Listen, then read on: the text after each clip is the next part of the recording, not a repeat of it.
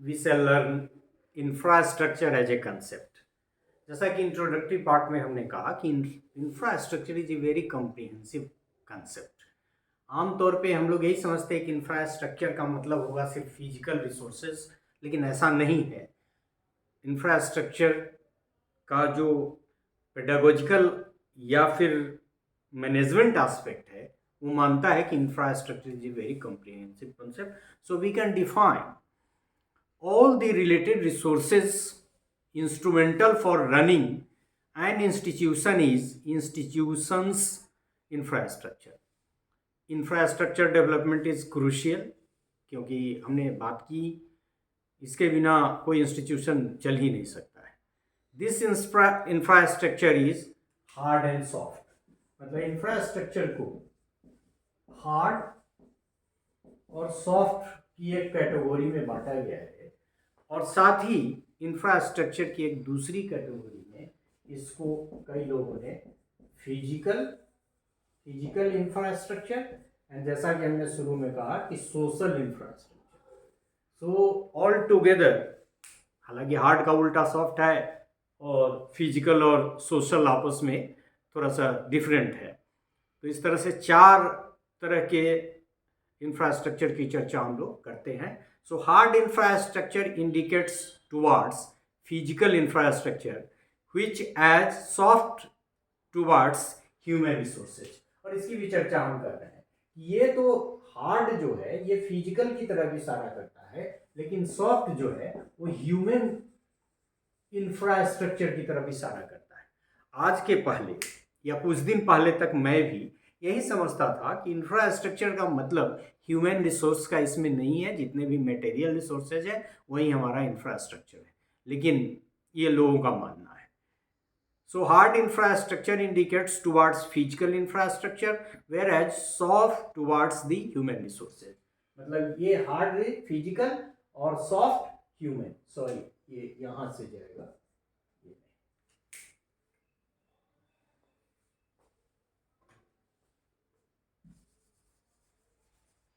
सो hard physical और soft human. एक बात ये हम लोगों ने सीख ली.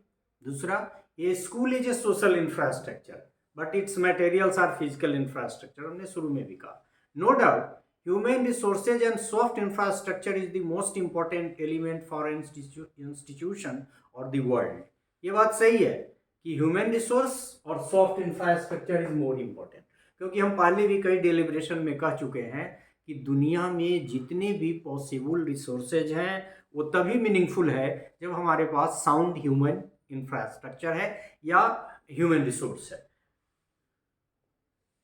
But the world and the institution also need proper and sufficient physical infrastructure to grow and develop. लेकिन कोई भी इंस्टीट्यूशन फिजिकल इंफ्रास्ट्रक्चर के बिना भी नहीं चल सकता है. अब एक कलेक्शन हमने किया है डिफिनीशन विकीपीडिया से. Wikipedia narrates soft infrastructure as all the services which are required to maintain the economic, health and culture and social standards of population as opposed to the hard infrastructure which is the physical infrastructure of roads and bridges.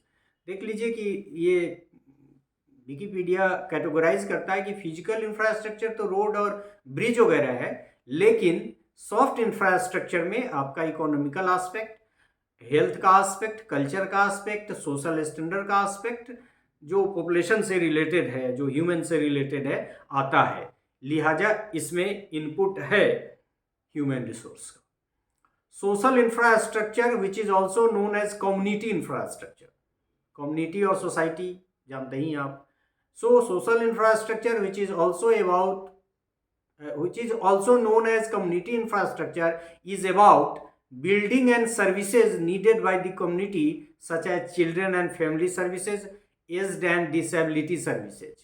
जैसे मान लीजिए कि आप आज भी देखेंगे कि बहुत सारा रिक्वायरमेंट है आपके. जैसे एक रिक्वायरमेंट ये भी है कि जो हमारे डिजेबल्ड लर्नर है, डिफरेंटली एबल्ड लर्नर है, उनके लिए कुछ व्यवस्था होनी चाहिए फिर बड़े बुजुर्ग के लिए व्यवस्था, फिर मान लीजिए कि और जो सोसाइटी के डिफरेंट सेक्शंस के पीपुल हैं उनके लिए व्यवस्था। तो ये सोशल इंफ्रास्ट्रक्चर की तरफ मतलब लिहाजा कि यदि एक इंस्टीट्यूशन होगा, ये हमारे देश में बहुत दिन तक यद्यपि आज तक कि लड़कियों की शिक्षा के पीछे एक बड़ा कारण नहीं रहा सेपरेट टॉयलेट नहीं होने का। तो ये सारी चीज़ें, हालांकि ये पार्ट है इंफ्रास्ट्रक्चर का, लेकिन चूंकि इसका सोशल रिपरकशन है तो इसको इसने एग्जाम्पल में डाला है कि community such as children and family services, children के लिए, फैमिली के लिए, अब उसमें सारी चीज़ें आ गए, जेंडर वगैरह भी इशू आ गया, एज्ड एंड डिजेबल्ड सर्विसेज। तो ये सब कैसे प्रोवाइड करेगा, कौन प्रोवाइड करेगा और किसके लिए प्रोवाइड होगा। सोशल इंफ्रास्ट्रक्चर का कंसेप्ट यहाँ आया। और फिजिकल इंफ्रास्ट्रक्चर जैसा कि आप समझते हैं is about the basic physical structure required for the functioning of an organisation और एन इंस्टीट्यूशन, जिसमें टेबल, कुर्सी, बेंच, लाइब्रेरी, हेन तेन सब आ जाता है। Social infrastructure is not without the physical infrastructure. ये तो हमने पहले भी कहा कि जो मटेरियल है स्कूल का वो तो फिजिकल इंफ्रास्ट्रक्चर है और वो उसके बिना संभव नहीं है। So physical infrastructure in the form of teaching space has its bearing on quality of education। और ये रिसर्च की फाइंडिंग है, और रिसर्च की फाइंडिंग के साथ साथ जो टीचिंग की पेडागोजी है, जिसको साइंस ऑफ टीचिंग हम लोग कहते हैं, वो भी कह रहा है कि नहीं, इस पे भी अब काम होना चाहिए, क्योंकि स्पेस का, इंफ्रास्ट्रक्चर का, फिजिकल रिसोर्सेज का डायरेक्ट रिपरकशन है quality of education. And growing population is also putting pressure on physical resources of the institution।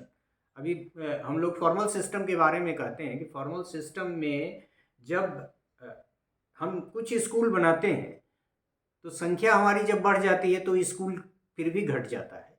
So it is a on going process.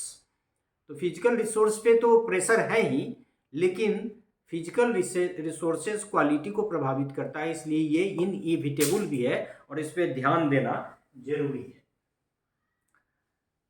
Infrastructure is inevitable for better education today. अब तो infrastructure को हम लोग समझ गए कि ये बहुत कम्प्रिहेंसिव कंसेप्ट है, तो ये कहना ही बेमानी है, ये तो है ही।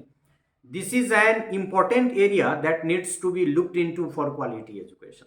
और इस पे काम वर्ल्ड वाइड हो भी रहा है और काम होने की जरूरत है। So this is all about this part in which we learn about this hard, soft, physical and social resources. और ये जाना कि सोशल का मीनिंग क्या है, और ये भी जाना कि social is not without physical. और फिर इसमें जाना कि हार्ड रिसोर्सेज को जनरली हम लोग, इंफ्रास्ट्रक्चर को जनरली हम लोग फिजिकल कहते हैं और ह्यूमन को सॉफ्ट रिसोर्स कहते हैं, और ये सब मिला के कोई इंस्टीट्यूशन बनता है। So this is all about this part of the lecture. Thank you.